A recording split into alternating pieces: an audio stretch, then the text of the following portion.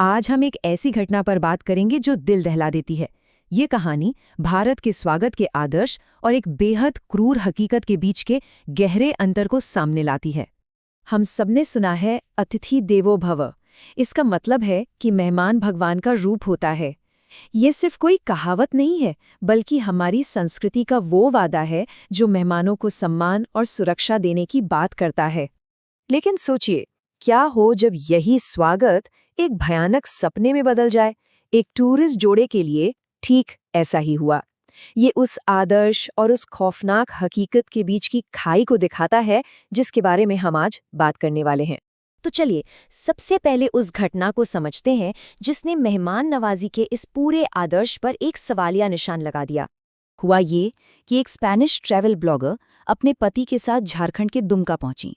रात होने पर उन्होंने कुंजी गांव में अपना टेंट लगा लिया। एफआईआर के मुताबिक शाम करीब 7 बजे 2 आदमी उनके पास आए और फिर उन्होंने फ़ोन करके कुछ और लोगों को बुला लिया। इसके बाद पति पर हमला किया गया, उन्हें काबू में कर लिया गया और महिला को टेंट से बाहर खींचकर 8 लोगों ने उनके साथ बेरहमी से गैंगरेप किया। ये भरोसे और सुरक्षा का सबसे भयानक कत्ल था। अब ये तो एक घटना थी, लेकिन ये हमें एक बड़े और ज़्यादा परेशान करने वाले सवाल की तरफ ले जाती है। भारत में यौन हिंसा के आंकड़े असल में क्या कहते हैं? एनसीआरबी के आंकड़ों को देखें तो 2022 में भारत में बलात्कार के 30,500 मामले दर्ज हुए। जी हां, 31,500। ये नंबर अपने आप में इस समस्या की गंभीरता को बताने के लिए काफी है। और अगर इसे रोज के हिसाब से देखें तो यह आंकड़ा और भी ज्यादा चौंकाने वाला है। इसका मतलब है हर रोज औसतन 86 रेप केस रिपोर्ट हुए। सोचिए, हर दिन 86 बार। इन आंकड़ों में कुछ और बातें भी छिपी हैं जो हमें समझनी होंगी। 2022 में ही 22 विदेशी महिलाएं बलात्कार का शिकार हुईं। सबसे ज्यादा निशाना 18 से 30 साल की उम्र की महिलाओं को बनाया जाता है। और ज्यादातर गैंगरेप के मामलों में एक पैटर्न दिखता है। अपराधी पीड़िता के अकेले होने का फायदा उठाते हैं। और अब बात करते हैं खास तौर पर झारखंड की, जहां ये घटना हुई। यहां तो मामला और भी गंभीर नजर आता है। देखिए, 2022 में 1298 केस थे और सिर्फ 1 साल बाद 2023 में ये बढ़कर 1615 हो गए। मतलब 1 साल में 24% की बढ़ोतरी। ये वाकई में महिलाओं की सुरक्षा को लेकर एक बहुत बड़ा अलार्म है।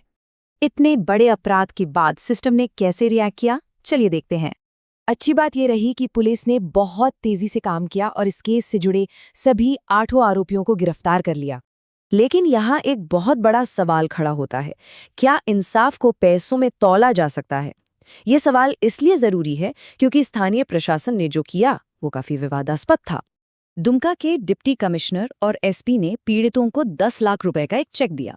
ये मुआवजा झारखंड पीड़ित मुआवजा योजना के तहत दिया गया। लेकिन इसने एक बहस छेड़ दी कि क्या एक चेक दे देना ही असली इंसाफ है। चलिए, अब इस मामले के बाद जो कुछ हुआ उस पर नजर डालते हैं। और सबसे जरूरी, खुद पीड़िता ने क्या कहा। जैसा कि अक्सर होता है, इस घटना पर राजनीति भी शुरू हो गई। एक तरफ विपक्ष ने राज्य सरकार को घेरा, कहा कि कानून व्यवस्था बिगड़ गई है, तो वहीं दूसरी तरफ एक आम चिंता ये थी कि इस घटना से देश की इमेज को कितना नुकसान पहुंचा है।